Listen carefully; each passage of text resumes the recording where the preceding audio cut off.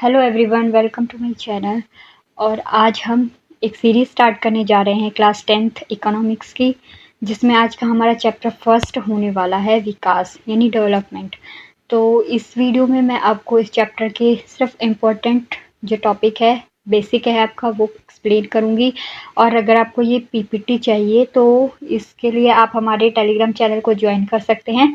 इसके अलावा आपको हैंड रिटन नोट्स भी इसके टेलीग्राम चैनल पे प्रोवाइड हो जाएंगे। एंड हमारा जो इंस्टाग्राम अकाउंट है उसको भी ज़रूर फॉलो कर लेना और टेलीग्राम को ज्वाइन ज़रूर कर लेना और यूट्यूब को भी सब्सक्राइब कर लेना। तो चलिए स्टार्ट करते हैं आज का वीडियो।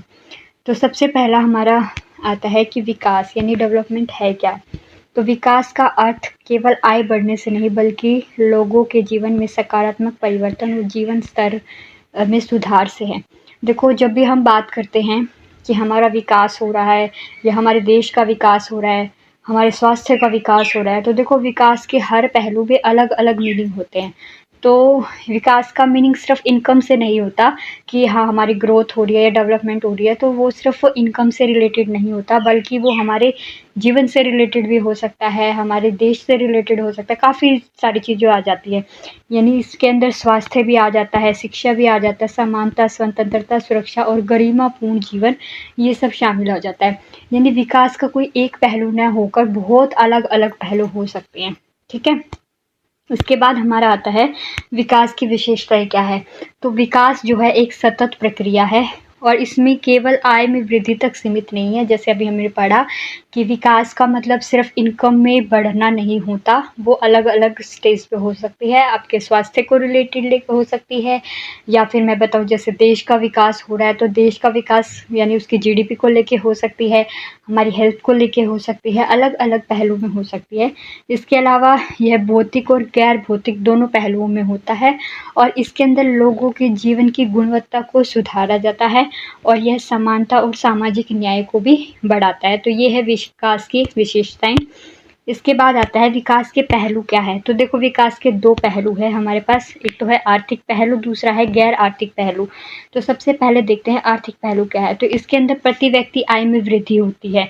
प्रति व्यक्ति आय यानी कि जो पर इनकम जो एक पर्सन के द्वारा जितना वर्क किया जाता है उसका जो भी आउटपुट मिलता है वो प्रति व्यक्ति आय होती है। इसके अलावा अधिक उत्पादकता और रोजगार इसके अंदर शामिल है, गरीबी में कमी और जीवन स्तर में सुधार, ये इसके आर्थिक पहलू होते हैं। इसके अलावा गैर आर्थिक पहलू में क्या आ जाता है, शिक्षा और स्वास्थ्य की बेहतर सुविधा, यानी शिक्षा के अंदर भी विकास हो और स्वास्थ्य के अंदर भी विकास हो। इसके अलावा समाज में जागरूकता हो, सुरक्षित और स्वस्थ वातावरण हो और सामाजिक न्याय और समानता अवेलेबल हो, तो ये विकास के अलग अलग पहलू आते हैं। तो देखो, हमने देखा ना कि विकास सिर्फ इनकम तक ना होके अलग अलग स्टेज पे होती है। आपके एजुकेशन को लेके हो सकती है, सोसाइटी को लेके हो सकती है, आपको हेल्थ को लेके हो सकती है, आपकी लाइफ को लेके हो सकती है। इसके अलावा आपके जो आपका एम्प्लॉयमेंट होता है, हाँ, उसको लेके भी हो सकती है। और इनकम तो होती ही है, क्योंकि हमारा माइंडसेट क्या होता है कि विकास जो भी हम बात करते हैं तो विकास का मतलब हम इनकम से ही रिलेट करते हैं, बाकी चीज़ों से नहीं। बल्कि विकास जो होता है अलग अलग स्टेज पे बहुत सारी टाइप्स में होता है। इसके बाद नेक्स्ट है विकास के लिए सबसे ज़रूरी या आवश्यक बातें क्या हैं। तो देखो, इसके लिए पर्याप्त प्राकृतिक संसाधन होने चाहिए, पूंजी निर्माण, तकनीकी प्रगति होनी चाहिए, कुशल मानव संसाधन होने चाहिए, सुशासन और योजनाएं होनी चाहिए, निरंतर प्रयास और समन्वय होना चाहिए।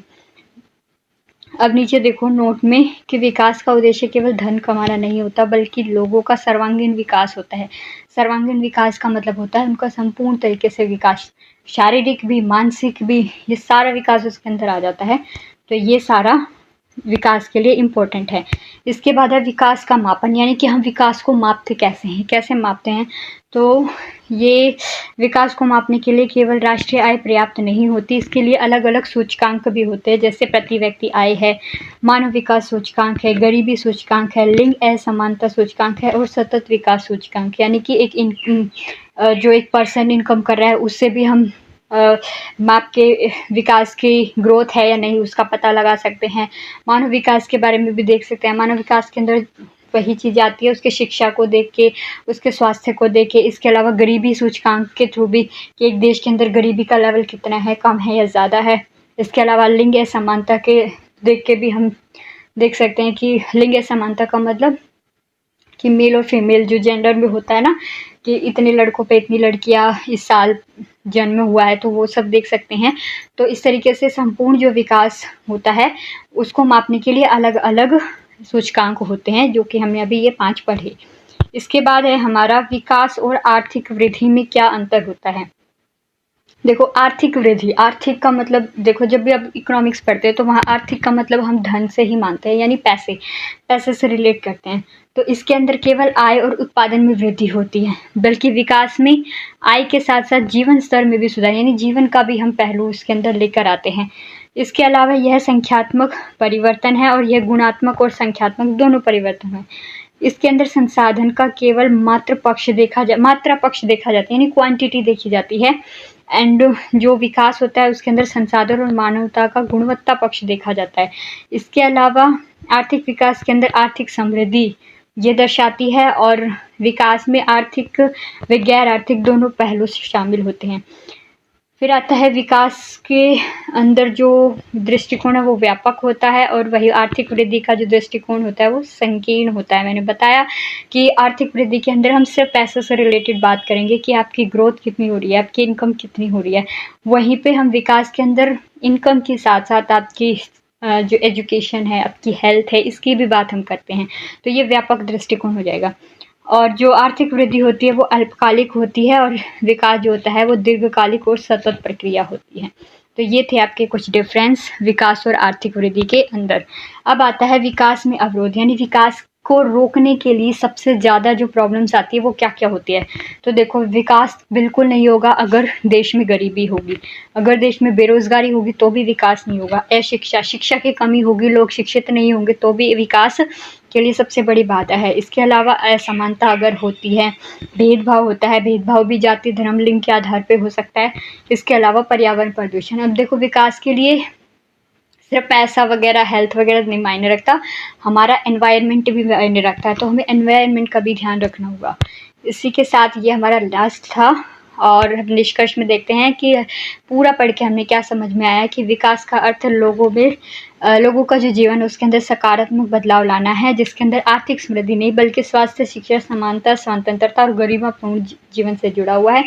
विकास तभी संभव है जब समाज के सभी वर्गों को अवसर समान मिले और उनके जीवन की गुणवत्ता में सुधार हो। तो इस तरीके से डेवलपमेंट एक फैक्टर पे ना रह के बहुत सारे पहलुओं के ऊपर डिपेंड करता है। ये था आपका फर्स्ट चैप्टर, और ये जो आपको PDF मिलेगा वो टेलीग्राम पे मिलेगा, तो जाके जल्दी से उसे ज्वाइन कर लो।